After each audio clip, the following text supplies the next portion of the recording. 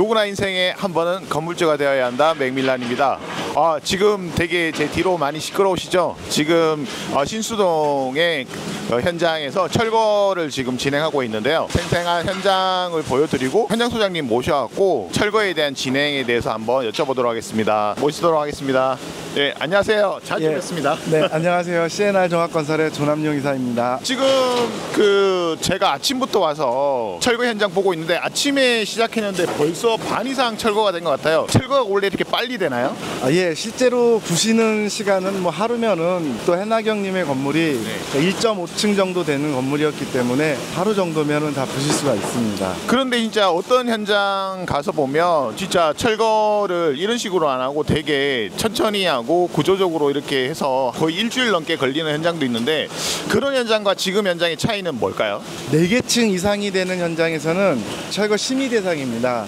그래가지고 밑에 서포트를 받쳐가지고 건물이 무너지지 않게 위에서 장비들이 올라타서 작업을 할 수 있게 준비 작업하는 시간이 길기 때문에 좀 시간이 오래 걸릴 수 있습니다. 예, 짓는 건 오래 걸리지만 부시는 건 하루면 끝납니다. 그러니까요, 제가 아침에 8시, 9시부터 왔는데 한 2시간?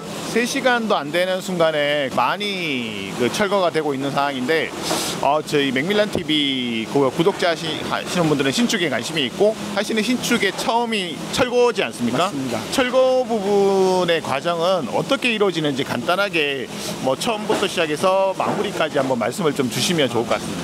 예, 지금 저희 건물 같은 경우는 작은 거기 때문에 일단 철거 신고를 하게 됩니다. 이런 건물을 철거하겠다고 해서 약간의 철거 계획서라든가 이런 최소한의 서류를 구비해서 신청을 하면 구청에서 이제 심의를 봐서 철거를 할 수 있다 해도 되겠다 진행을 하면 이제 지금 보시다시피 외부 비계라는 걸 맵니다. 예. 저 비계를 메고 다시 한번 안전 검사를 받습니다. 저 비계 때문에 옆집으로 이제 철거할 때 이런 부서지는 물건들이 넘어갈 수 있기 때문에 그게 제대로 설치가 됐나를 검사하는 거죠. 지난번에 한번 크게 이슈화 됐던 철거하다 건물이 덮쳐가지고 그때 이후로 조금 더 안전을 위해서 단계가 하나가 더 늘어난 거라고 보면 됩니다. 그렇죠. 그래서 사실은 또 철거에 대한 사전 준비에 대한 기간도 또 늘어나는 부분이 있고 그런 부분 때문에 또 비용도 늘어나잖아요. 이게 참 어려운 게 신축을 진행하다 보면 건축법이라든지 관련된 법규가 강화됨으로 인해서 똑같은 거를 철거하거나 신축하는 과정에서도 건축비라든지 철거비가 더 많이 올라가는 부분이 있더라고요. 그죠? 인원은 안 들어오나요?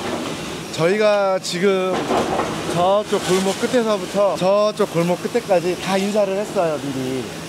그래가지고 좀 이제 이런 철거 부분에 대해서 시끄럽고 먼지가 많이 나니까 양해를 먼저 부탁을 드리고 뭐 그래도 안 나올 수가 없죠. 이 정도 시끄러운데 민원이 안 생길 수는 없죠. 그래서 좀 최대한 빨리 진행하시는 것도 있는데.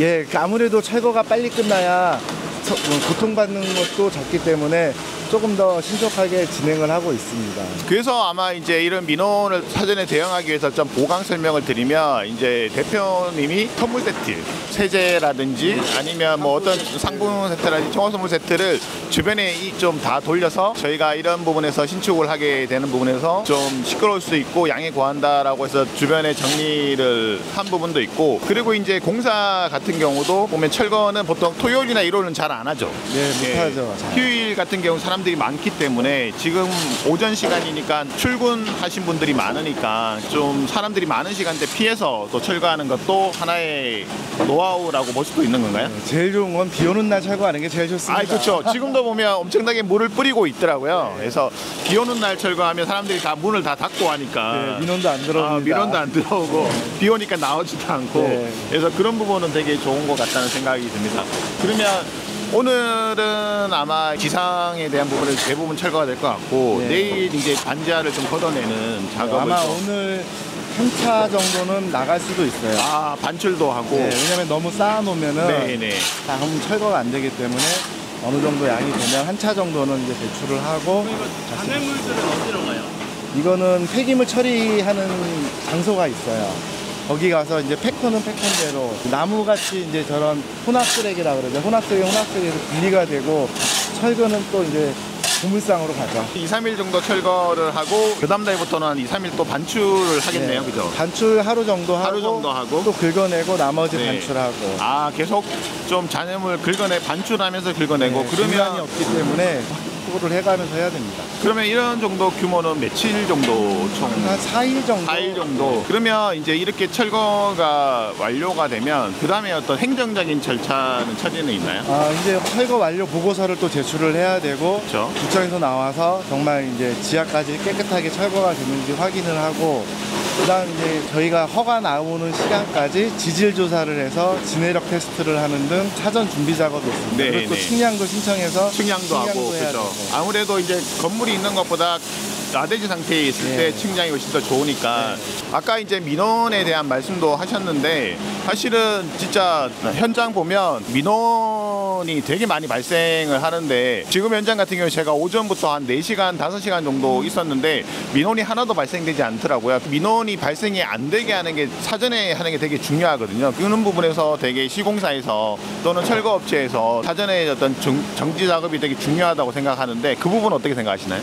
예, 말씀하신 대로 이 민원이라는 게 제일 먼저 발생하는 게 철거할 때가 제일 많이 그쵸. 발생이 돼요. 철거 업체가 이제 저희 같은 경우는 같은 협력 업체에서 계속 일을 맞춰오니까 네. 민원이 나와도 본인의 일처럼 응대를 해주고 하는데 이제 협력 업체 관계에 있다 보니까 그냥 몰라요. 네, 뭐 그냥 나중에 할게요. 그러고 그냥 넘어가는데 저희는 모르는 경우도 있거든요. 철거를 저희가 안 했을 때는 그러면은 그 민원인은 열이 받는 거죠. 왜 해준다고 그러고 안 해주냐. 그렇죠. 예, 그래서 제일 민원 발생의 초기는 철거할 때입니다. 그래서 처음부터 미리 작지만 인사를 하고 안 하고의 차이가 그렇죠. 엄청 큽니다.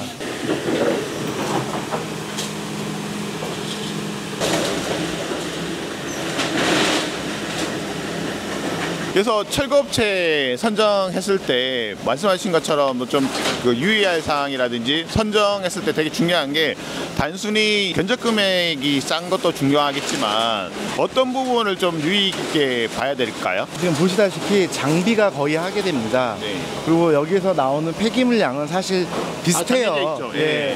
누가 견적을 해도 그 양은 비슷한데 다만 인원을 얼마나 투입을 하고 또 현장에서 민원에 대해서 대응할 수 있는 현장 담당자가 나와 있느냐 이 부분에 따라 인건비가 좀 차이가 나기 때문에 아마 견적이 이렇게 좀 차이가 나는 것 같습니다. 네.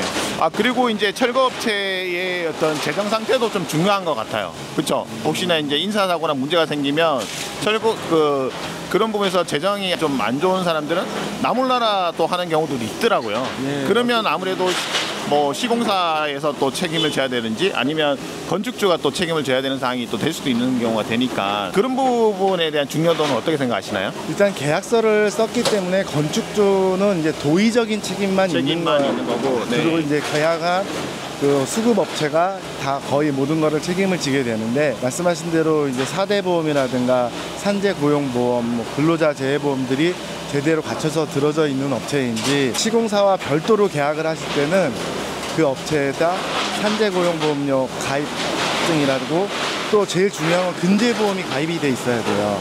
산재가 처리가 되더라도 사실 그 비용이 너무 좀 작기 때문에 대부분의 이제 민사소송으로 추가 비용을 청구하는 경우가 많거든요. 그걸 해결해 주는 게 근제보호이기 때문에 운전자 보험 같은 개념으로 네, 보시면 될 것 네. 같아요. 아주 보험 가입증을 꼭 반드시 확인을 하셔야 됩니다. 항상 이제 제가 말씀을 드리지만 견적가가 싸다고 해서 무조건 좋은 거는 아니다. 사실은 이제 견적가가 좋은데 나중에 보니까 추가가 되게 많이 생기는 경우가 되게 많이 봤거든요. 철거 같은 경우에도. 철거뿐만 아니라 건축도 마찬가지입니다. 네. 물론 도면대로만 견적을 낸다 하면 금액이 거의 비슷할 수밖에 없죠. 근데 이제 이런 신축을 하다 보면 발생될 여러 가지 도면에 표기되지 않았거나 주인이 미처 생각하지 못했던 그런 부분에 대해서 이제 서로 원활하게 대응을 하고 하려면 아무래도 좀 약간의 여유비가 있어야 건축주께서 이걸 하고 싶은데 그때 공사 멈추고 자 추가 계약서 씁시다. 이건 얼마 듭니다. 이렇게 되면 공사가 너무 늘어지거든요. 그러니까 이제 그런 거를 생각한 견적이라면 조금 비싸더라도 이유가 있으니까 괜찮지 않을까 싶습니다. 토탈 코스트 관점에서 접근해야지 그 부분이 싸다고 해서 전체가 싸다고 할 수는 없거든요. 추가적인 비용이 또 발생될 수 있는 부분이기 때문에 그런 부분도 좀 고려 사항으로 넣었으면 좋겠습니다. 저 궁금한 게 있는데 그 선물 같은 걸 올리시잖아요. 그거는 신축비에 포함되는 건가요? 아니면 그냥 시공사에서 해주시는 건가요? 어떤 부분? 그럼 다 신축비에 어쨌든 저희 경비에 포함이 되는 겁니다. 그거는 사실은 또 계약하기 나름인 부분이고 이제 그래서 이제 특약을 되게 꼼꼼하게 다 작성을 해야 된다고 저번에 이제 시간에 비용의 책임 소재가 누구한테까지 가느냐. 그러니까 신축의 과정에서 이거는 포함되는 사항이 어떤 거고 불포함되는 사항이 어떤 거냐. 그리고 그 부분에 대한 책임의 어떤 그 한정되는 부분이 어느 정도 수준이냐까지가 정하는 게 되게 중요하다고 생각을 합니다.